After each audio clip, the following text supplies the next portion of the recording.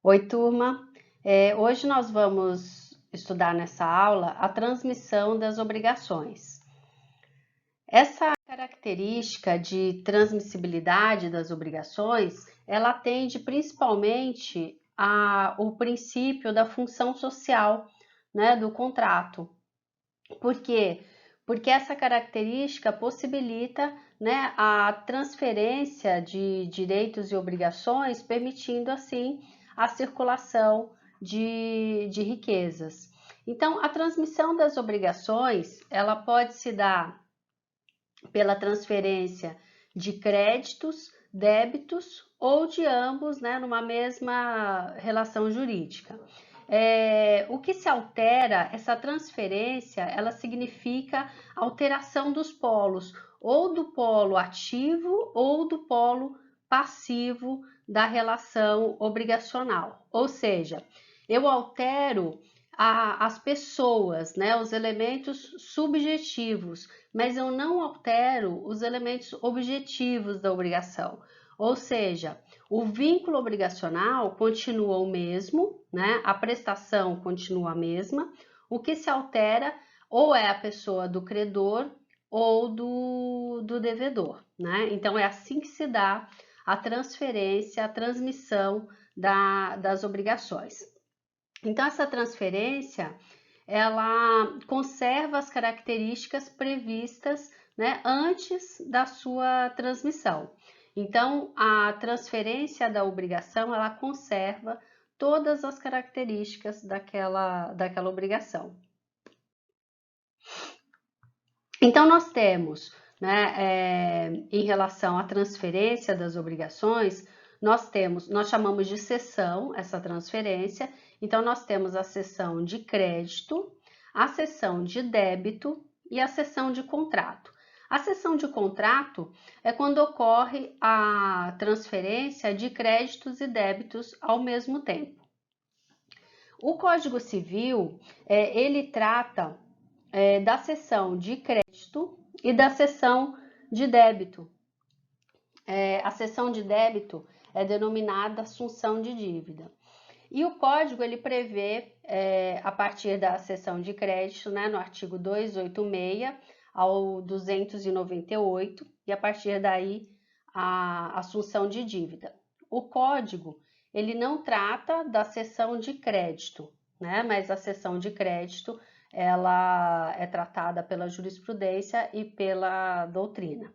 Então, nós chamamos a cessão de crédito de um contrato atípico, né? Porque ele existe, mas ele não está regulamentado no Código Civil, tá? Então, vamos começar pela cessão de crédito, previsto a partir do artigo 286 do Código Civil.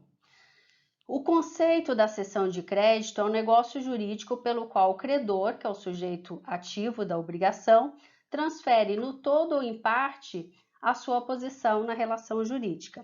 Então, é aquele negócio jurídico em que o credor transfere o seu crédito, né? Em parte ou na sua totalidade, para um terceiro que vai ocupar o seu lugar naquela relação jurídica. Nós chamamos aquele que transfere, né, aquele que cede o crédito, de cedente. O cessionário é aquele que recebe, né, que recebe o direito do credor e vai passar a ocupar o seu lugar na relação jurídica. E denomina-se cedido o devedor, né? Essa denominação ela é criticada pelo professor Flávio Tartucci, porque não é a pessoa, ela não pode ser cedida, né? O que é cedido, na verdade, é o objeto, é o crédito. Mas a doutrina trabalha com essa denominação e o Código Civil também. Então, o devedor, que é aquele que permanece, né, intacto na relação jurídica, ele é o cedido. Essa transferência de crédito, ela não extingue a relação, né, o vínculo obrigacional do credor, né, do devedor com aquela obrigação. E a cessão, ela se dá mesmo sem a anuência do devedor. Por quê? Porque a sua situação não muda, não é? Como eu não tenho extinção aqui do vínculo, o vínculo permanece exatamente o mesmo, eu não vou alterar, por exemplo, o valor da obrigação, o vencimento da obrigação, a forma de pagamento da obrigação, isso tudo permanece intacto. O que vai mudar é a pessoa do credor. Ele devia para A, vai passar a dever para B. Então, para ele não muda nada, né? Então, ele não precisa ser consultado, ele não precisa anuir a essa cessão. Essa cessão pode ser feita sem a sua anuência. E a cessão de crédito, ela pode resultar também da lei ou de decisão judicial. Nós estamos tratando aqui da cessão como negócio jurídico, mas é bom saber que ela também pode decorrer da lei ou de decisão judicial. Bom, em relação à forma, né? A lei não prevê uma forma específica para que se dê a cessão. Ela pode ser verbal ou escrita. Agora, a sua eficácia perante terceiros, ela vai se dar quando for feita por instrumento público ou particular que atenda, né, os seguintes requisitos: indicação do lugar onde foi passada, qualificação do cedente, do cessionário e do cedido, a data da transmissão, o objetivo daquela transmissão e a designação e a extensão da obrigação transferida. Então, todos os elementos ali que identifiquem as pessoas e a obrigação a ser satisfeita. Então, nós temos aqui os requisitos para a cessão. O credor pode ceder o seu crédito, artigo 286, se a isso não se opuser a natureza da obrigação, a lei, a convenção ou a convenção com o devedor. Cláusula proibitiva de cessão não poderá ser oposta ao cessionário de boa-fé, se não constar no instrumento da obrigação. Então, vamos lá. Quais são os requisitos, né, para a cessão de crédito? Quando é que eu posso admitir essa cessão de crédito? Né? Quando não se opuser à natureza da obrigação. Coloquei para vocês o exemplo de incompatibilidade da natureza da obrigação com a cessão, é o crédito de alimentos. Por quê? O crédito de alimentos ele é personalíssimo, porque a função dele é a subsistência, né, do alimentando. A necessidade do alimentando é que caracterizou aquela obrigação, né, gerou aquela obrigação de alimentos. Portanto, ela não pode ser transferida, né, não pode ser cedida, é direito indisponível. Então, a cessão ela só pode tratar de direitos patrimoniais e disponíveis. Então, essa é uma incompatibilidade com a natureza da obrigação. Não pode haver também vedação legal. O artigo 298 ele prevê que não pode ser objeto de cessão os bens créditos penhorados. Então, se eu tenho um crédito penhorado, né, em uma execução, esse crédito ele não pode ser cedido, não pode ser objeto, né, de um negócio jurídico que faça a transferência desse crédito. Por quê? Porque já há uma constrição judicial sobre esse crédito que impede que ele seja transferido a terceiro. Por quê? Porque ele já está vinculado, ele já está garantindo, né, um processo de execução. Então, a lei não permite que esse crédito penhorado seja objeto de cessão, né? Então, é uma vedação legal. E também o terceiro requisito, a ausência de cláusula proibitiva. Porque, embora, né, seja uma característica da obrigação essa transmissibilidade, as partes podem convencionar uma cláusula proibitiva, né? No próprio contrato, as cláusulas convencionam que aquele crédito não poderá ser cedido a terceiros. Então, uma cláusula proibitiva, né, que as próprias partes convencionaram. Então, isso também impede que seja feita a cessão. Bom, a cessão, ela pode ser gratuita ou onerosa. A cessão onerosa é aquela cessão que se transfere o crédito mediante uma vantagem econômica, ou seja, né, o cedente ou o cessionário vão obter vantagem financeira com a cessão. Então, vou dar um exemplo muito recorrente, a cessão de precatórios, né, que são já títulos executivos, né, vindos da fazenda. Então, por exemplo, eu sou credora, né, da União e tenho um precatório da União. Eu faço a cessão desse precatório, eu vendo esse precatório. Então, vamos supor, o exemplo aqui é um crédito de R$2.000. Eu vendo, eu faço uma cessão, né, transfiro esse crédito para uma outra pessoa e essa pessoa me paga R$1.900. Por quê? Recorrente esse tipo de transação? Porque eu estou adiantando um crédito que eu vou receber o precatório, é um crédito que normalmente se demora muito para receber, muitos anos para receber. Então, ele tem essa defasagem de preço na hora da cessão. Eu recebo menos, mas eu recebo um crédito que eu só receberia daqui 10 anos, por exemplo. Então, essa é uma cessão onerosa, né? Eu estou cedendo e a pessoa que está comprando o crédito, o cessionário, ele vai ter uma vantagem econômica porque lá na frente ele vai receber um valor maior do que o valor que ele pagou, porque o crédito vale mais do que ele pagou, tá certo? Então, essa é uma cessão onerosa. A cessão gratuita não, é aquela transferência onde não há benefício econômico. Eu tenho um crédito de R$2.000 e eu cedo esse crédito de R$2.000 para um terceiro.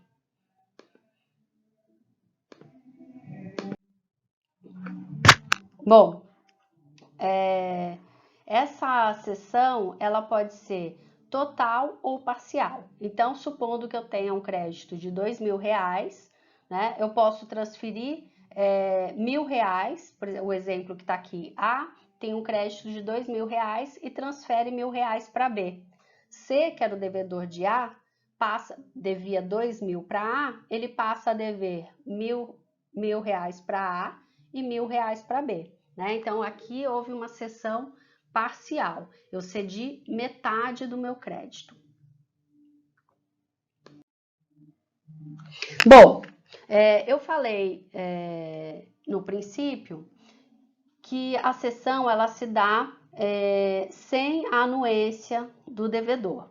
Mas é importante que o devedor seja notificado dessa cessão, ou seja, que ele seja cientificado, né, da cessão. Por quê? Porque só assim essa cessão se tornará eficaz em relação ao devedor. Isso quer dizer o quê? Se ele não for notificado, né, se A transferir o crédito para B e ele não for notificado, se ele fizer o pagamento para A, ele se exonera da obrigação. Agora, se ele for notificado que houve uma cessão, né, e que ele deve pagar para B, ele tem que pagar para B, porque se ele pagar para A, ele pagou errado e vai ser cobrado diretamente por B, né? Ou seja, vai pagar duas vezes. Depois ele poderá ser ressarcido do que ele pagou em face de A, mas não em face de B. Então, é importante cientificar o devedor, por quê? Para ele saber que existe um novo credor e que é com ele, né, que ele tem uma relação jurídica a partir daquele momento. Então, é importante a notificação do devedor. O artigo 290, ele diz: a cessão do crédito não tem eficácia em relação ao devedor. Veja, pessoal, a cessão, ela é válida, ela existe, ela só não tem eficácia em relação ao devedor, senão quando a este notificada. Mas por notificado se tem o devedor que em escrito público ou particular se declarou ciente da cessão feita. Ocorrendo várias cessões do mesmo crédito, prevalece a que se completar com a tradição do título de crédito cedido. Aqui se trata de cessões sucessivas, né? A cede para B, que cede para C, que cede para D, que cede para E. Vai prevalecer, né, a ciência do devedor com a tradição do título, ou seja, aquele que apresentar o título ao devedor é para que ele deve pagar. Então, fica desobrigado o devedor que, antes de ter conhecimento da cessão, paga ao credor primitivo, ou seja, antes dele ser notificado, antes dele receber a notificação, ele se exonera pagando para o devedor primitivo. Ou que, no caso de mais de uma cessão notificada, paga ao cessionário que lhe apresenta o título de cessão. Ou no caso, né, de cessões sucessivas, ele pagando para a pessoa que apresentar o título, ele também se exonera. Quando o crédito constar de escritura pública, prevalecerá a prioridade da notificação.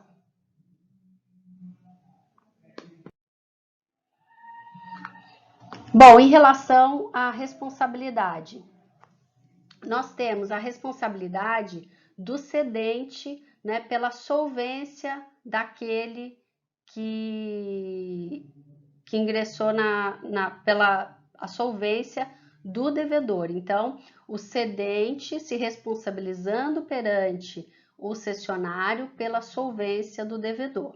Então, nós temos a cessão pró-soluto, né? O cedente não responde pela solvência do devedor. Essa é a regra, né? É a regra do artigo 296. Salvo estipulação em contrário, o cedente não responde pela solvência do devedor.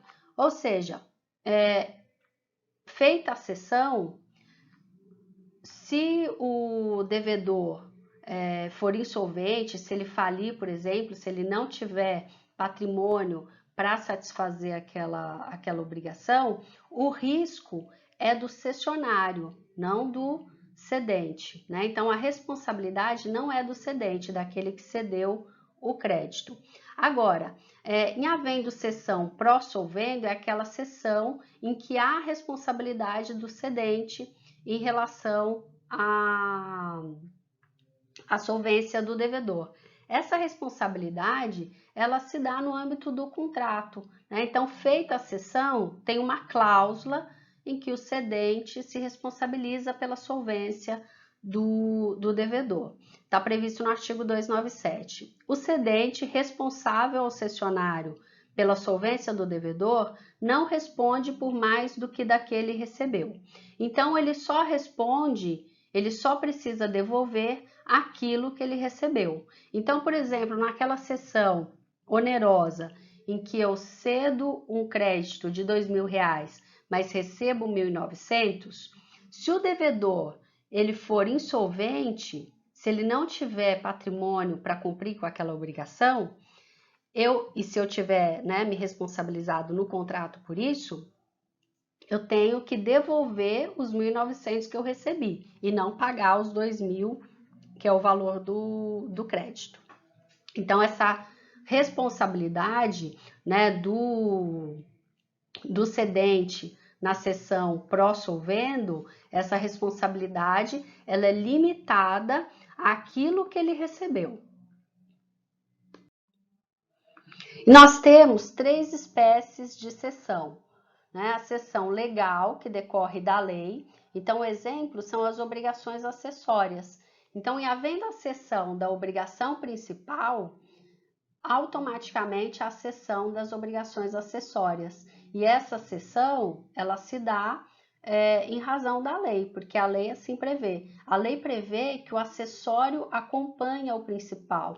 Então, se eu transfiro o principal, o acessório vai junto. Então, essa é uma cessão legal. Eu não preciso estabelecer no contrato, deixar lá específico no contrato que as obrigações acessórias também são objeto de cessão, porque automaticamente elas vão junto, né? A cessão judicial, ela decorre de uma decisão judicial e não da vontade das partes. Um exemplo é a partilha de crédito aos herdeiros, aquela partilha que é determinada pelo juiz, que não é convencionada, né, pelos herdeiros. E a cessão convencional, que é a cessão que nós estamos tratando aqui, que decorre da vontade das partes, né? Então, ela se traduz num negócio jurídico. Bom, agora passando para assunção de dívida, não é? Que é a cessão de débito. A assunção de dívida, ela está prevista a partir do artigo 299 a 303 do Código Civil. Então, o devedor, ele transfere a sua posição na relação jurídica. Então, há aqui a sucessão do polo passivo da obrigação. Neste caso, é importante observar que é necessária a anuência do credor. Porque, ao contrário, né, da cessão de crédito, onde eu não preciso da anuência do devedor, porque para o devedor a transferência do crédito não muda nada, no caso da assunção de dívida, a gente tem que considerar que é importante para o credor a pessoa do devedor, né? Eu considero o patrimônio, as condições do devedor de cumprir essa obrigação. O devedor não pode simplesmente, né, transmitir a sua posição jurídica sem a anuência do credor. E essa anuência, ela tem que se dar expressamente, né? Então, o artigo 299, ele diz o seguinte: é facultado a terceiro assumir a obrigação do devedor com o consentimento expresso do credor, ficando exonerado o devedor primitivo, salvo se aquele, ao tempo da assunção, era insolvente e o credor ignorava. Então, a anuência, ela pode ser anulada se o devedor for insolvente e o credor não sabia disso. No parágrafo único, diz o seguinte: qualquer das partes pode assinar prazo ao credor para que consinta a assunção de dívida, interpretando-se o seu silêncio como recusa. Então, aqui, qualquer uma das partes, né, da cessão pode notificar, dar um prazo para o credor para ele se manifestar se ele anui, se ele aceita aquela cessão ou não, se ele aceita essa substituição, né, de devedor. E aqui, neste caso, tem aquele ditado, quem cala consente, neste caso não se aplica, porque o silêncio do credor significa a sua recusa, né? Então, a anuência do credor, ela não se presume, ela deve ser expressa. Bom, em relação aos sujeitos da cessão de débito, o cedente, né, é aquele que transfere a dívida, geralmente é o antigo devedor. O cessionário é o terceiro que assume a dívida e o cedido é o credor, né, que é o dono do crédito. A cessão de débito, ela se classifica em 3 modalidades. Eu tenho a assunção cumulativa, que é a assunção onde eu tenho 2 ou mais cessionários que assumem a dívida, ou quando o cedente continua responsável em conjunto com o novo devedor. Ou seja, entra um terceiro na relação jurídica, mas o devedor primitivo ele não sai, ele continua no polo passivo da obrigação. Nós chamamos de assunção cumulativa. E nós temos também a assunção por expromissão, que é aquela assunção sem o consentimento do devedor, não estou falando de consentimento do credor, porque esse consentimento é necessário, mas a assunção por expromissão, ela pode se dar pelo próprio, numa cessão estabelecida pelo credor e um terceiro, né? Ambos tratando da substituição daquele devedor primitivo. Nesse caso, eu também não preciso, né, da anuência do devedor. Por quê? Porque ele vai ser exonerado da obrigação, então ele não vai ser prejudicado com essa cessão. Muito pelo contrário, ele será beneficiado com essa cessão. Então, é a cessão sem o consentimento do devedor. Ela pode ser liberatória, que é o exemplo que eu acabei de dar, né? Ele é substituído, então ele é exonerado da obrigação, ou ela pode ser cumulativa, ou seja, assunção por expromissão cumulativa. O devedor pode permanecer no polo em conjunto com o terceiro que vai integrar o polo passivo com o devedor. E nós temos, por fim, a assunção por delegação. É a assunção com consentimento do devedor, ou seja, é aquela assunção, né, estabelecida entre o devedor, né, o devedor como cedente, o terceiro como cessionário, ou ainda a cessão feita pelo credor e um terceiro, mas com o consentimento, com a anuência do devedor. Então, essa é a assunção por delegação. Bom, em relação às garantias do devedor primitivo, né, a cessão de crédito, eu falei para vocês que os acessórios, ou seja, as garantias, acompanham, né, o crédito, a obrigação principal. Aqui no caso da assunção de dívida, as garantias especiais, que são as garantias pessoais ou reais, elas se extinguem, está previsto no artigo 300, né? A não ser que haja concordância do devedor em manter aquelas garantias ou do terceiro garantidor. Isso por quê? Porque se o devedor, se é o próprio devedor que deu a garantia, se ele não é mais devedor, ele não pode ser o garantidor de um terceiro, que ele sequer consentiu, né, que integrasse naquela relação jurídica.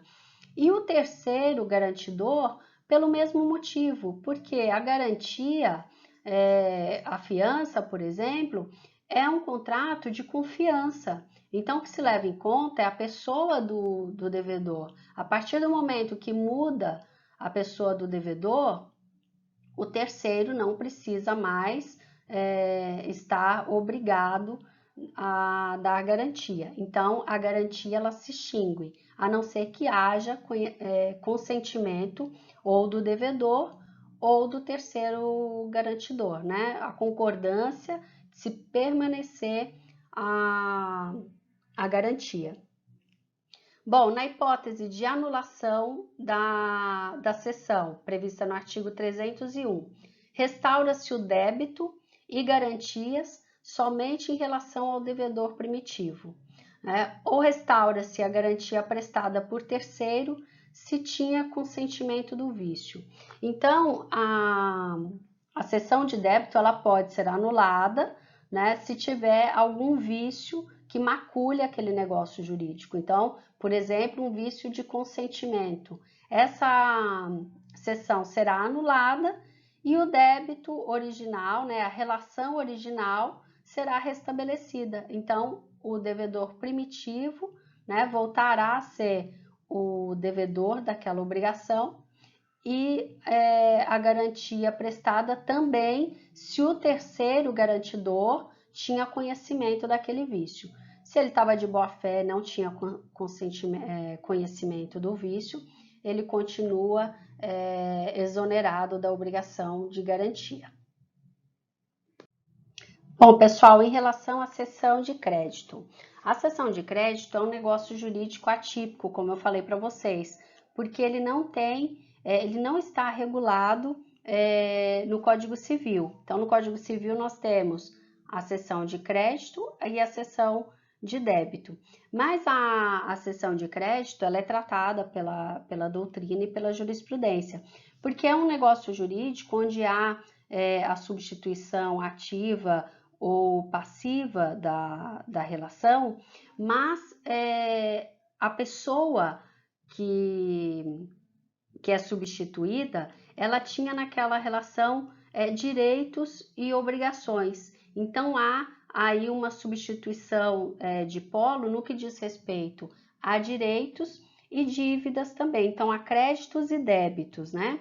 Então, neste caso, eu preciso da anuência expressa do cedido, porque eu não estou tratando só de crédito, mas eu estou tratando de dívidas de débito também.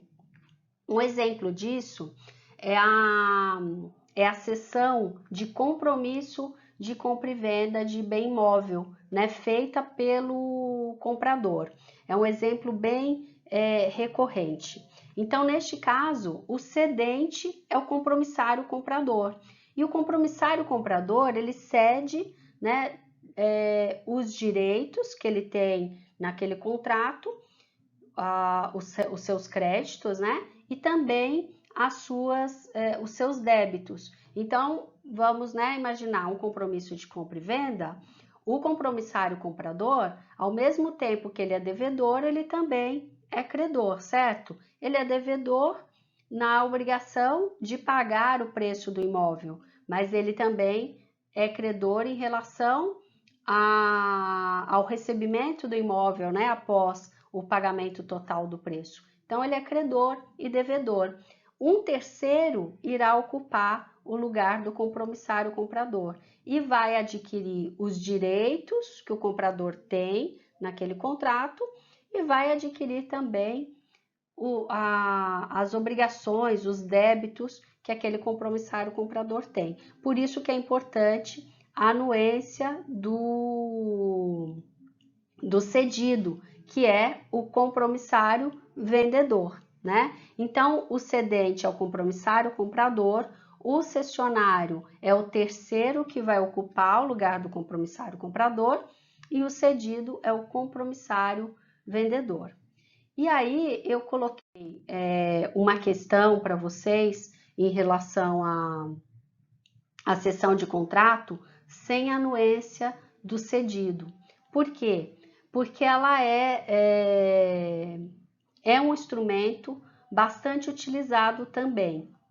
É utilizado em que hipótese, né? Basicamente, naquela hipótese onde o bem imóvel, né, o objeto daquele contrato, é objeto de financiamento bancário. Então, em relação à Caixa, é bastante comum, né, o compromissário comprador, né, que tem lá que comprou o imóvel, né, com financiamento da Caixa, então ele passa a ser devedor, né, da Caixa Econômica Federal, ele tem que pagar lá as parcelas todo mês do imóvel para a Caixa, e ele quer vender o imóvel. E vem o comprador, um terceiro interessado para comprar esse imóvel, que não atende aquelas condições, aos requisitos para obter o financiamento diretamente na Caixa. Então, o que essas pessoas fazem, né? Elas interessadas em estabelecer o negócio delas lá, compra e venda. O comprador que tem o financiamento lá da Caixa, ele vende, né? Faz uma cessão daquele contrato, e nesse contrato o cessionário ele se responsabiliza, ele se obriga a pagar as parcelas lá da Caixa. Então, ele pagando as parcelas, quando a Caixa vai transferir o imóvel, ele vai transferir para quem? Aquele que consta no contrato, né? Ou aquele terceiro que pagou as parcelas, que tem um instrumento particular, uma sessão particular com o compromissário comprador. Né? E no caso de inadimplemento, né? Se o cessionário deixar de pagar as parcelas junto à Caixa, a Caixa vai cobrar de quem? Do cessionário ou do cedente, sendo que ela não participou dessa cessão. Então, essa cessão sem anuência do cedido, muito utilizada para compra e venda de imóveis que são objetos de financiamento bancário, tem muitas consequências, muitos desdobramentos por conta da ausência da anuência do cedido. E tem vasta jurisprudência a respeito desse tema, então eu deixei uma pesquisa, eu vou lançar essa pesquisa como tarefa para vocês, estabelecendo um prazo para entrega, mas basicamente vocês vão me responder qual o posicionamento atual da jurisprudência do STJ em relação ao contrato de gaveta, né? Normalmente ele é chamado de contrato de gaveta, exatamente porque ele não tem a anuência do cedido, né? Ele é feito somente entre o cedente e o cessionário. Esse contrato ele é válido, né? Ele tem eficácia em relação ao cedido, que é o credor.